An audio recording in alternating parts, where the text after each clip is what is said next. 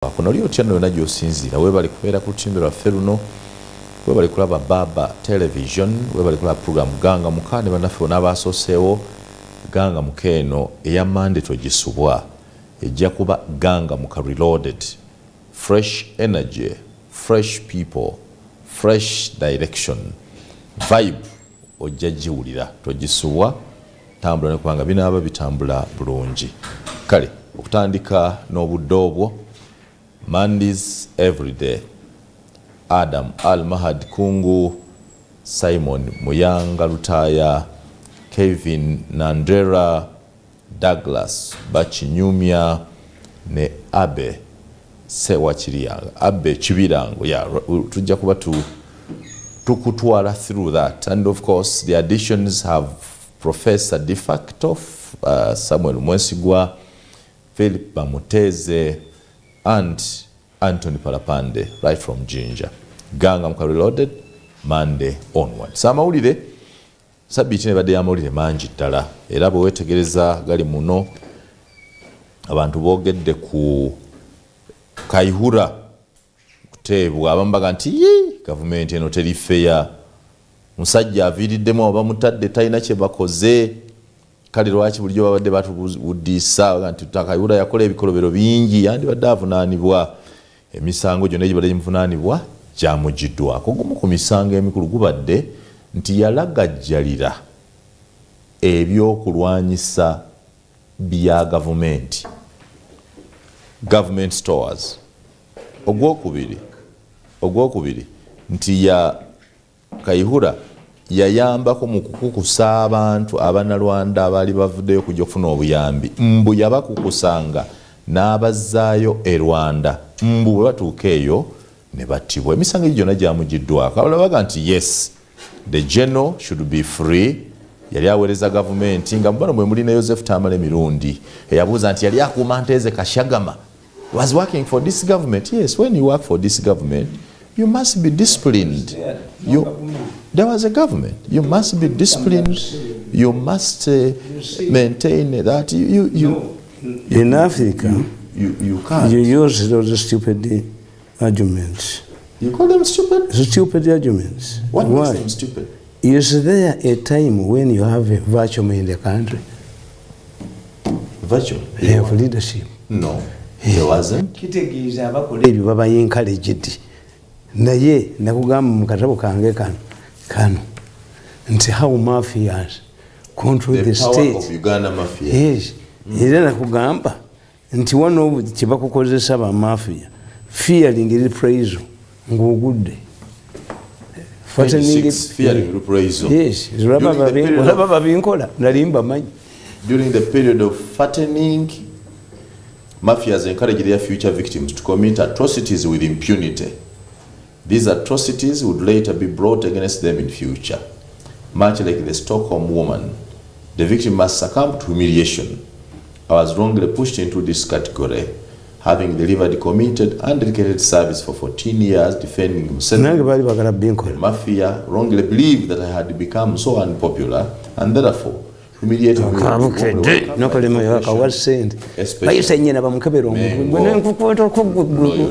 reading a book. To their shock, bombardment. I am reading a book. Yes. To their shock, they cracked a joke and laughed alone. When they switched off my programs from airwaves, both media owners and listeners forced me back on air. The mafia was humiliated to the bone marrow. Shamelessly, they hatched a new plan, which was to convince me to work with them. This also looked stupid and it they thought I was a pauper who could not survive without. You have written all this nonsense in a book, really? The things you talk about? Yes. In a book? Yes. You have documented this quarrel? This is a quarrel, you documented? Yes. Nti bo bakufateninga tewali akubuuza. I'm helping these people. Nti bakuba bakanyuga kujirikiti bwagala okujjayo ate ne bakurehabilitatinga. In fact, for me, I doubted when they arrested Kayihura.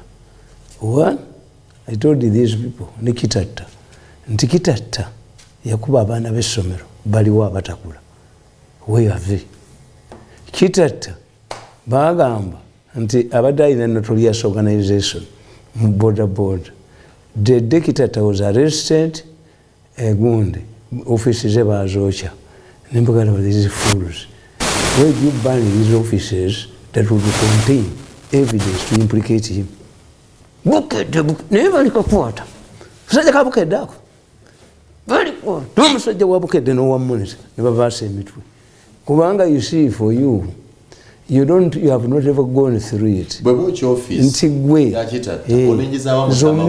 zonna bazookya akabukedde nenyina baali bamulumbi kawandiika buwandiisi kasebbo bajja kukwasa omutwe kasajja gwe journalism si wa malisi no don't malign a person emyezi nokayola nyondo omutwe ne kasirika abalala ne bayiga nkubuulidde naye nti tekiriyo kakati ati kyenkubuulira ati kayigula yavuddeyo era you remember when I visited Kayihura ewe Kasagama namugamba ki you were innocent but the way these people do they are looking for what? For way of humbling you. Security cameras tojazikwata babo kabe bayina okulya ku buli kantu konna yes namugamba nti waliwo nannyini ensi ayagala okutwala security cameras bayina okukuba oveewo nono omusajja bamuyitaani owa traffic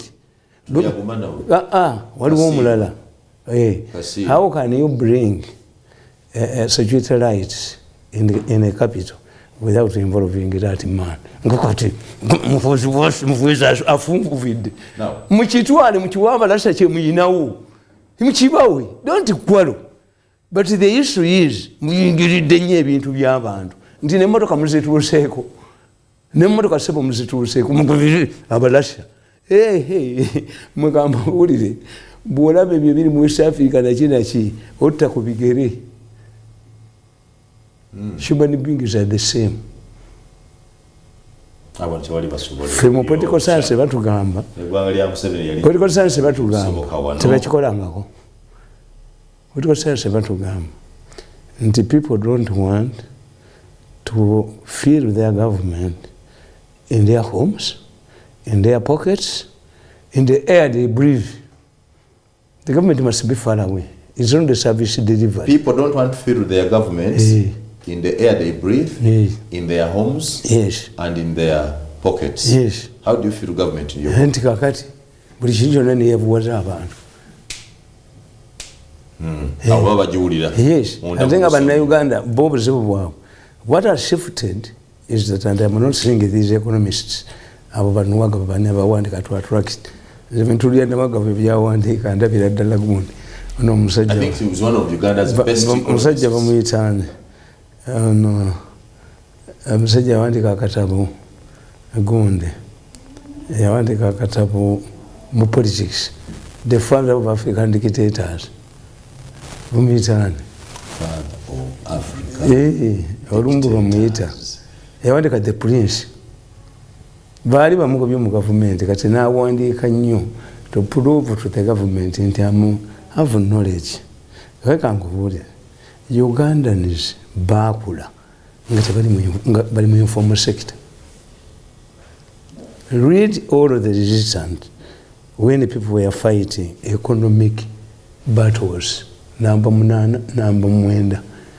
In 1958, the people of Uganda fought to be represented in the Mengo.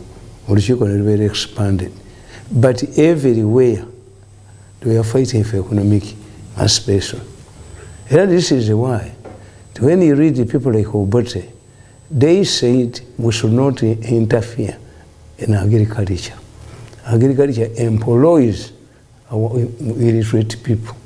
Kakati bw'owulira reforming agriculture, olaba etambula. Modernizing agriculture, olaba etambula. Etakuyina lyenkana ki biki? Bali abasajja Obote yagamba tetuyinaawo basajja ba middle class. What should we do? Nti kye tuba tukola tugule shares mu makampuni g'abayindi 51%, 49%. balina bagisigaza. The only mistake they made tibe basindikayo ku board zaabwe tebalina supervision role. Niba bali bagamba mukikole iki mukisigiriza zingira nembala. We have brought to so many investors. We are really reflected ku ground baliwo. Kwa investor tuyinza mukweka. Kakati omuntu wa Uganda kasita omukwatya mu informal sector. Era bana Uganda badde bakugamba ekintu kiseera ebbeeyi naye nga weekiri. Wikiseera ebbeeyi naye nga weekiri. Nesi kukitunulako buki. Butunuzi when they don't have money. Kakati mmwe nabagamba nti if I get a chance nenkolyako mu government where they respect people, we should have another chance, a ministry of job creation and protection. Nga kimugenda okukola kyonna public service mumala kitunulamu. How does it relate to the existing jobs? Mujjewo obutwadda mugibbi basi za bulimba. You pit, you cover, you dig a pit to cover another one, then you remain with a pit. That's a Muganda, and it is with Muganda. Bw'osima ekinnya kizike ekibaddewo osigaza n'ekinnya. UTSAMini yagiteekawo 75 peoples ewammwe yaliyo. Lugunde yabadde minister wa transport asembyeyo ne Kawanga n'omusajja nga bamuyita Sonko manager wa UTC. Baba we emipiira lwenda peya nezibagikumaku omuliro. Awo UTC evaawo. So kakati bwekibanga mmwe you say ate president abakoledde bubi. President agenda n'ayogeza obukambwe. Abantu ne bamutya batya. Kakati ko bweyogeza obukambwe abantu bakola ki? Nti tebajja ku debatinga. Allow the people. Nze mpulira abantu bawano mutera okuwulira ku baledi ako waliwo gwesiwulira ndigempulira naye mpulira mu sense mubimu. Kakati when we are tackling the issue of omuvumba, omuvumba has never been a part of Uganda. Emivumba gyabeeranga Kisuumu. Jacket, I think Kisuumu had a cold weather. From Kisumu, they normally called them Kisumu, they moved to Kabale. Because Kabale previously nga tebanagira Nsalu naye wali cold. That's why you see nti ennyumba zaabwe ezimu esinga obungi bayinamu eza Bulaaya baateekangamu okubuguma.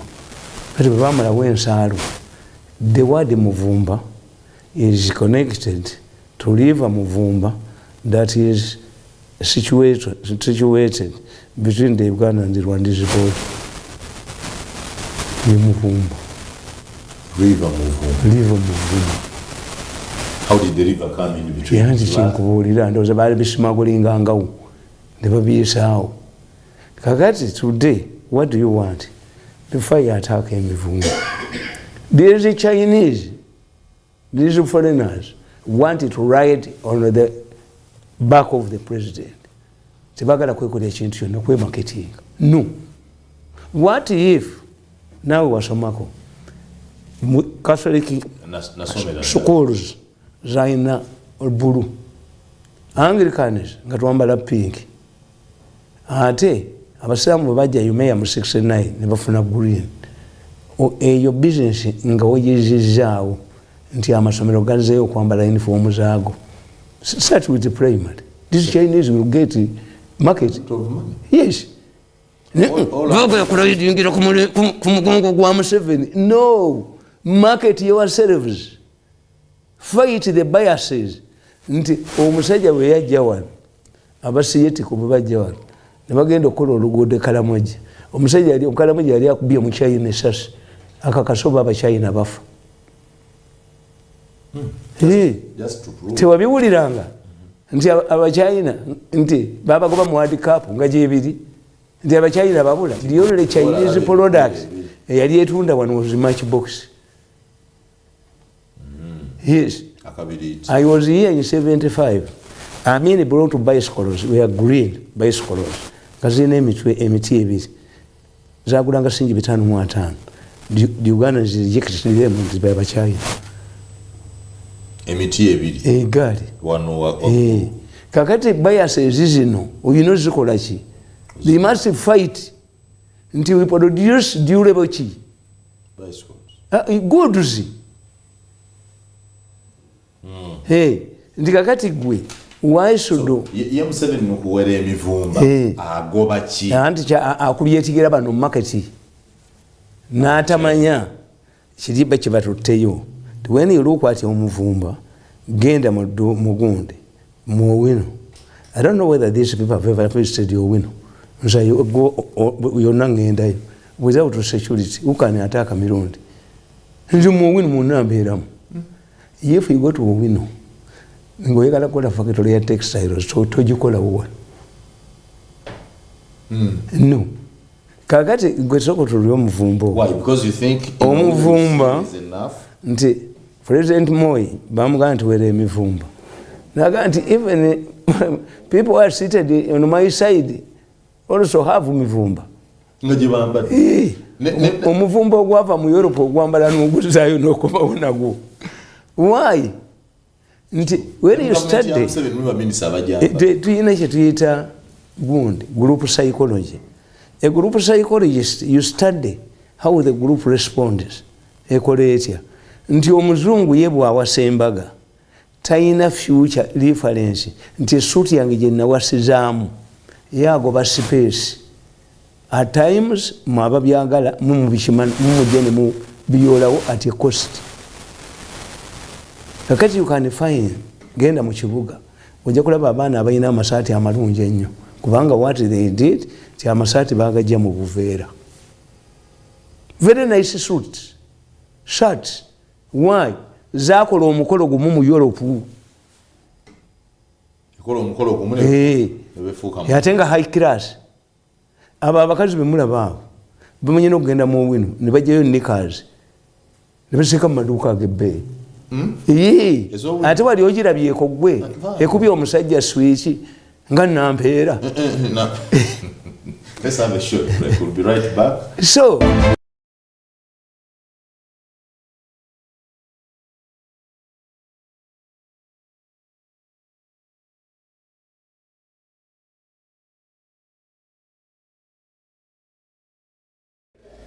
Joseph Tamale Mirundi mutabani wa Yohana Mirundi mali kumaliriza the big story buli wakuna essaawa zino 3 paka 5 ate nga ku ssaawa 4 ez'ekiro bajja kuddiramu Tamale Mirundi gwe tumaliriza naye era Mirundi ono olwaleero this special episode of Joseph Tamale Mirundi yamaliriza olugendo lwange olw'omwaka omulamba ne Baba Television. Njagala obeebaza mwenna mukama wange Moses Grace balyeku bamaneja bannange abakozi ne Mirundi atunyumisiza program buli kiseera.